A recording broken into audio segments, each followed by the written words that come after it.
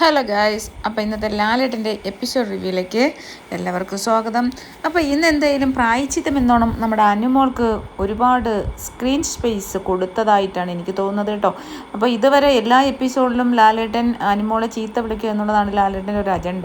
ലാലേട്ടൻ അനുമോളെ തന്നെ പ്രതീക്ഷിച്ചിരിക്കുകയാണ്, എനിക്കിതാ കിട്ടും, ഇഷ്ടംപോലെ തന്നോ തന്നോ തന്നോ എന്ന് പറഞ്ഞ് ഇങ്ങനെ പ്രതീക്ഷിച്ചിരിക്കുകയാണ്. മുഖം കാണുമ്പോൾ തന്നെ നമുക്കറിയാം അനുമോൾ ഇങ്ങനെ പ്രതീക്ഷിച്ചിരിക്കും ലാലേട്ടൻ്റെ ചീത്ത. പക്ഷേ ഇന്നത്തെ എപ്പിസോഡിൽ ലാലേട്ടൻ ചീത്തയൊന്നും അനുമോളെ പറഞ്ഞില്ല.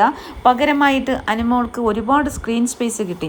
കാരണം അനുമോൾ മോണാക്റ്റൊക്കെ ചെയ്യുന്ന ആളാണ്. അപ്പോൾ അതുകൊണ്ട് തന്നെ അനുമോൾക്ക് കുറച്ച് ഡയലോഗ്സ് ഒക്കെ കൊടുത്തിട്ട് എല്ലാവരെയും ഓരോരുത്തരായിട്ട് അനുമോളുടെ ശൈലിക്ക് അനുസരിച്ച് ആ ഡയലോഗ് പറയിക്കാനായിട്ടുള്ള ഒരു അവസരം കൊടുത്തു. ഭയങ്കര രസമായിരുന്നു കേട്ടോ, ഭയങ്കര രസമായിരുന്നു.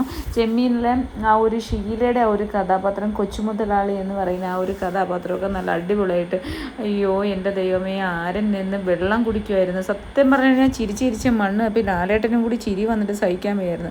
കാരണം അവൻ ആ ഒരു കറക്റ്റായിട്ട് മലയാളം കൂടി അധികം അറിയാത്തതുകൊണ്ട് എന്നാലും മാക്സിമം ശ്രമിച്ച് ലാസ്റ്റ് അത് ഒപ്പിച്ചെടുത്തു കേട്ടോ. ഭയങ്കരമായിട്ട് നമുക്ക് എൻജോയ് ചെയ്യാൻ പറ്റുന്നൊരു എപ്പിസോഡായിരുന്നു.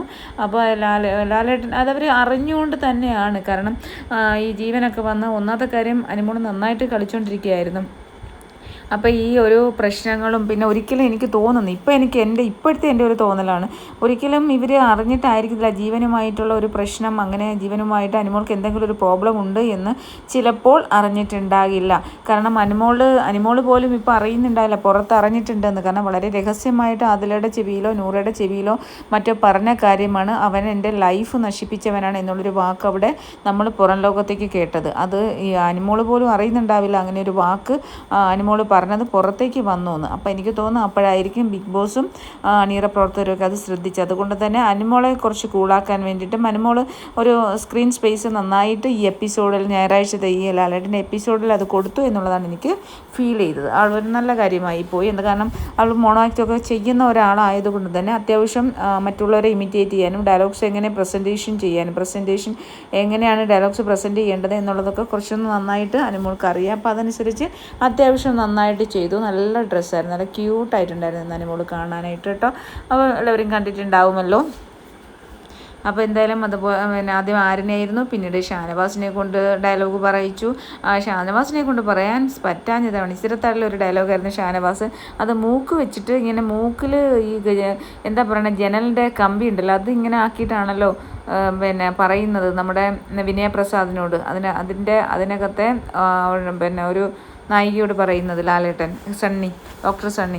അപ്പോൾ അത് നല്ല രസമായിരുന്നു. അപ്പോൾ അത് മൂക്ക് വെച്ച് ആദ്യം പറഞ്ഞ് ശരിയായില്ല, പിന്നീട് മൂക്ക് വെച്ച് പറഞ്ഞു, എന്നിട്ട് ലാലേട്ടൻ തന്നെ അത് മൂക്ക് വെച്ച് പറഞ്ഞു. അത് ലാലേട്ടൻ ആ ഒരു പഴയ കാലഘട്ടത്തിലേക്ക് പോയതായിട്ടാണ്. അത് നല്ലൊരു ഫണ്ണായിട്ട് വളരെ കുസൃതിയായിട്ടാണ് എനിക്കത് ഫീൽ ചെയ്തത്. നമ്മൾ നല്ലത് കണ്ടാൽ നല്ലത് തന്നെ പറയും. കാരണം ലാലേട്ടനെ ആയാലും ആര് മോശം കാണിച്ചാൽ മോശം എന്ന് പറയാനുള്ള ഗട്ട്സ് എനിക്കുണ്ട്. ഞാൻ എൻ്റെ നിലപാടുകൾ കൃത്യമായിട്ട് പറയും. അതിപ്പോൾ ലാലേട്ടനല്ല, ദൈവം തമ്പുരാൻ കാണിച്ചാലും ഞാൻ പറയും. ലാലേട്ടനായാലും നല്ലത് കാണിച്ചാൽ നമ്മൾ നല്ലതെന്ന് തന്നെ പറയും. ഈ പ്രാവശ്യം പക്ഷേ അനുമോളെ ചീത്ത പറയുന്നുണ്ടല്ലോ. നമ്മൾ ഈ കാര്യത്തിന് ആവശ്യമുള്ളതിനും ആവശ്യമില്ലാത്തതിനെല്ലാം ഒരാളിനെ ചീത്ത പറയുമ്പോൾ നമുക്ക് സ്വാഭാവികമായിട്ടും തോന്നുന്ന ദേഷ്യമായിട്ടും തന്നെ നിങ്ങൾ വിചാരിച്ചാൽ മതി. അല്ലാത്ത എതിരഭിപ്രായമുള്ളവരെ അറിയിക്കട്ടോ.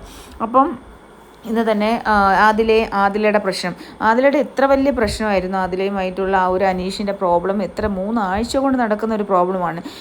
ഈ ആഴ്ചയിൽ എന്തുമാത്രം മോശമായിട്ടാണ് ആദില ബിഹേവ് ചെയ്തത്. ഈ ഔട്ട്സൈഡിൽ മുഴുവൻ പ്രേക്ഷകരുടെ ഇടയിൽ മുഴുവൻ ആദില നെഗറ്റീവായി മാറി. എന്നിട്ട് പോലും ആദിലെ വളരെ നൈസായിട്ടാണ് ലാലേട്ടൻ പറഞ്ഞങ്ങ് അത് സോൾവ് ആക്കിയത്. എനിക്ക് തോന്നുന്നു ചിലപ്പോൾ അങ്ങനെ നൈസായിട്ട് പറഞ്ഞതുകൊണ്ട് ആദില എന്തായാലും മാറാനൊന്നും പോകണം തോന്നുന്നില്ല. കാരണം അടിച്ചത് ചോദിച്ചില്ല, എന്നിട്ട് പറഞ്ഞ് നിങ്ങളുടെ ഒരു സ്നേഹം അനീഷിന് മനസ്സിലാകട്ടെ എന്ന് പറയുന്നു. ലാസ്റ്റ് അങ്ങനെ പറയുന്നു. അതിൻ്റെ അർത്ഥം എന്താണെന്ന് എനിക്ക് മനസ്സിലായില്ല. കാരണം അനീഷിനോട് ലാദിലയ്ക്ക് സ്നേഹമായതുകൊണ്ടാണോ അങ്ങനെയൊക്കെ പ്രവർത്തിച്ച്? സ്നേഹമുള്ള ആളിൻ്റെ അടുത്ത് ഇങ്ങനെയാണോ പറയുന്നത്? മരമണ്ട, കഴുതേ, മറ്റേതേ, മറിച്ചേതേ, താൻ പോടോ, പിന്നെ അനീഷെന്ന് വിളിച്ച കൊണ്ട് പിന്നെ അതേണക്ക് തെറി വിളിച്ചുകൊണ്ട് വിളിച്ചുകൊണ്ട് മുതുകത്തിടിക്കുന്നു. ഇതൊക്കെയാണ് സ്നേഹം എന്ന് പറയുന്നത്. അല്ല ലാലേട്ടാ, ഞങ്ങൾ പൊട്ടന്മാരാക്കി സംസാരിക്കരുത്. കാരണം നമ്മളൊക്കെ ചോറുണ്ടെന്നവരാണ്, അരിയാഹാരം കഴിക്കുന്ന ആൾക്കാരാണ്. അപ്പോൾ അതുകൊണ്ട് സ്നേഹമൊന്നും പറയില്ലേ.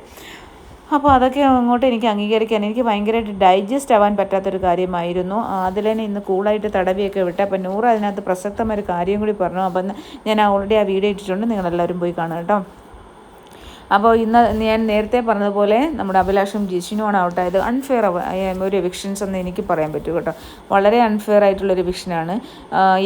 എന്തുകൊണ്ടാണ് ഇങ്ങനെ ഞാൻ പറയാനുള്ള കാരണം എന്ന് പറഞ്ഞാൽ, ഒരു വിധത്തിൽ ചോദിക്കാൻ നമ്മൾ അൺഒഫീഷ്യൽ വോട്ടിങ്ങിൽ നമ്മുടെ സൈറ്റിലും നമ്മുടെ വെബ്സൈറ്റിൽ MalayalamBigBossVoting.com അതിലും നമുക്ക് അഭിലാഷ് തന്നെയാണ് ഏറ്റവും ലാസ്റ്റ് വന്നത്. പക്ഷേ അഭിലാഷ് അവിടെ പോകേണ്ട ഒരാളായിരുന്നില്ല എന്നുള്ളതാണ് എൻ്റെ ഒരു തോന്നൽ. കാരണം അഭിലാഷ് അത്യാവശ്യം കാര്യങ്ങൾ പറയും. അഭിലാഷ് ഇപ്പം നമ്മുടെ ആദില നൂറയോടായാലും പിന്നെ അതുപോലെ തന്നെ എന്താ പറയുക, നമ്മുടെ ഈ ജിസേൽ ആര്യൻ്റെ കാര്യത്തിലായാലും മറ്റുള്ളവരോട് കാര്യങ്ങൾ വ്യക്തി തുറന്ന് പറയാൻ കഴിയുന്ന ഒരാളായിരുന്നു. പിന്നെ ഗെയിം കളിച്ചോന്ന് വെച്ചാൽ സേഫ് ഗെയിമാണ്.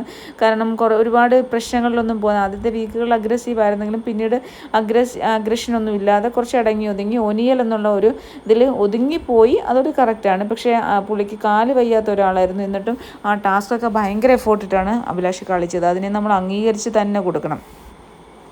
പിന്നെ ഭയങ്കര അവർ തമ്മിലൊരു കോംബോ ഭയങ്കര ഒനിയലും ആ അഭിലാഷുമായിട്ടുള്ള കോംബോ ഉണ്ടല്ലോ, അതിപ്പം നമുക്ക് പറഞ്ഞറിയിക്കാൻ പറ്റത്തില്ല. അത്ര ഒരു ഫ്രണ്ട്ഷിപ്പ് എനിക്ക് തോന്നുന്നില്ല അവിടെ ആരുമായിട്ടും ഉണ്ടെന്ന്.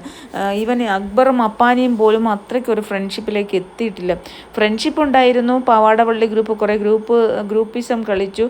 ഗ്രൂപ്പ് ഉണ്ടായിരുന്നെങ്കിൽ പോലും ഒനിയലും അഭിലാഷുമായിട്ടുള്ള ആ ഒരു ബോണ്ട്, ആ ഒരു ഫ്രണ്ട്ഷിപ്പ് ബോണ്ട് ആരുമായിട്ടും പരസ്പരം അവിടെ ആരുമായിട്ടും ഇല്ല.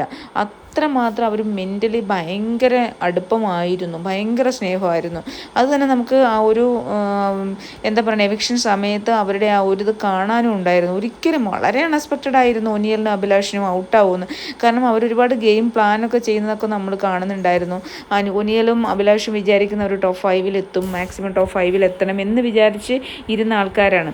അപ്പോൾ അവരുടെ ഒരു പ്രതീക്ഷയെന്ന് പറയുന്ന ഈ ഒരു വീക്കിൽ സാബുമാനും ലക്ഷ്മിയോ സാബുമാൻ അങ്ങനെയുള്ളവരായിരിക്കും പുറത്ത് വന്നത്. പിന്നെ ആദില ഓൾറെഡി നെഗറ്റീവായി.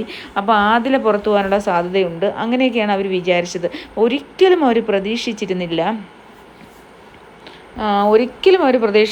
ഇങ്ങനെ ഒരു അവസ്ഥയിൽ. പിന്നെ എന്തായാലും ജിഷിനോ അതുപോലെ തന്നെ അഭിലാഷും പുറത്തു പോകുന്ന ഒരിക്കലും അവർ പ്രതീക്ഷിച്ചിരുന്നില്ല.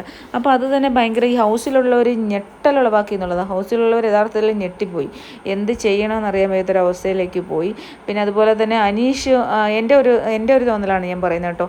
എൻ്റെ ഒരു തോട്ട് ഞാൻ പറയുന്നു, നിങ്ങളോട് ഷെയർ ചെയ്യുന്നുള്ളൂ. അനീഷ് ഒരു പക്ഷേ അനീഷ് ഇല്ലായിരുന്നുവെങ്കിൽ, അനീഷ് എവിക്ഷൻ ലിസ്റ്റിലില്ല, എവിക്ഷൻ്റെ നോമിനേഷൻ ഇല്ലായിരുന്നുവെങ്കിൽ അഭിലാഷ് പോവില്ലായിരുന്നു. കാരണം അനീഷിനെ സപ്പോർട്ട് ചെയ്യുന്ന കുറച്ച് പേരെങ്കിലും, ഇപ്പം ഞാൻ ഉൾപ്പെടെയുള്ള ആൾക്കാർ, ഞാൻ അനീഷിനെ സപ്പോർട്ട് ചെയ്യുന്ന ഒരാളാണ്. അനുമോൾ അതുപോലെ അനീഷിനെ, ഷാനവാസിനെ, അനുമോളെ സപ്പോർട്ട് ചെയ്യുന്ന ആൾക്കാരിൽ ഒരാളാണ് ഞാൻ. എനിക്ക് അവർ മൂന്നുപേരും ടോപ്പ് 3 1 2 3 അങ്ങനെ ടോപ്പ് 5 വരണമെന്ന് ഞാൻ ആഗ്രഹിക്കുന്ന ഒരാളാണ്, ഉള്ളത് പറയണമല്ലോ. അപ്പോൾ അങ്ങനെയുള്ള ആൾക്കാർ ഉറപ്പായിട്ടും അനീഷ് ഇല്ലായിരുന്നുവെങ്കിൽ അഭിലാഷിന് വോട്ട് ചെയ്തേനെ.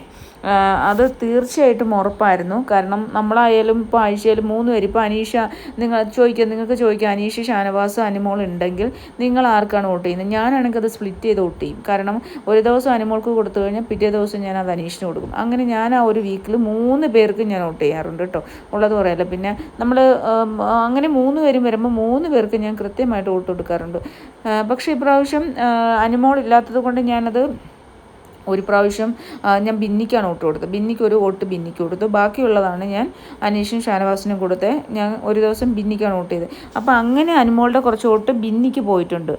അതൊരു പ്രധാനപ്പെട്ട. പക്ഷേ അത് അഭിലാഷിന് പക്ഷേ അനീഷ് ഇല്ലായിരുന്നെങ്കിൽ അനീഷിൻ്റെ വോട്ട് ഉറപ്പായിട്ടും അഭിലാഷിന് കിട്ടിയത്. പിന്നെ അനുമോളുടെ വോട്ട് കുറച്ച് സാബുമാന് പോയി കാണും, അതുപോലെ തന്നെ ബിന്നിക്ക് പോയി കാണും. ഇങ്ങനെയൊക്കെ ആയിരിക്കും വോട്ട് സ്പ്ലിറ്റ് ആയത്. പിന്നെ ആദില കൂട്ട് ആയതുകൊണ്ട് ആദില ഒരുപാട് ബാക്കിൽ കിടന്ന ആദിലയാണ്. പിന്നീട് ആദില കുറച്ച് മുന്നോട്ട് പോയത് അനുവായിട്ട് കൂട്ടായപ്പോഴത്തേക്ക് അനുവിൻ്റെ ഇങ്ങനെ ഒരു പ്രോബ്ലം, അവൻ ജീവൻ എന്ന് പറയുന്നവൻ അകത്ത് കയറിയപ്പോഴൊക്കെ അനു കുറച്ച് മെൻ്റലി കുറച്ച് വീക്കായ സമയത്ത് ആദില കൂടെ നിന്നിട്ടുണ്ടായിരുന്നു. ആദില കൂടെ ആ ഒരു ഡ്രസ്സിങ് റൂമിലേക്ക് കയറി പോയിട്ടൊക്കെ ഉണ്ടായിരുന്നു. അപ്പോൾ ആ ഒരു സ്ട്രോങ് അല്ലെങ്കിൽ ഒരു സ്ട്രെങ്തിന് വേണ്ടിയിട്ട് ആദിലെ കൂടെ കൂട്ടി. അപ്പോൾ ആദില അങ്ങനെ ഹെൽപ്പ് ചെയ്തു. ഒരു ഫ്രണ്ട് എന്നുള്ള ലേബലിൽ അനുമോളെ ഹെൽപ്പ് ചെയ്തു എന്നുള്ള തോന്നലിൽ നിന്ന് അനുമോളുടെ ഫാൻസ് കുറച്ച് ആദിലേക്ക് വോട്ട് ചെയ്ത് കാണും എന്നുള്ളതാണ് ഞാൻ വിചാരിക്കുന്നത്. അപ്പോൾ എന്ത് തന്നെയായാലും വളരെ ഒരു അൺഫെയർ എവിക്ഷൻ ആയിപ്പോയി എന്ന് തന്നെ എനിക്ക് ഈ ഒരു എവിക്ഷനെ പറയേണ്ടിയിരിക്കുന്നു ഗൈസ്.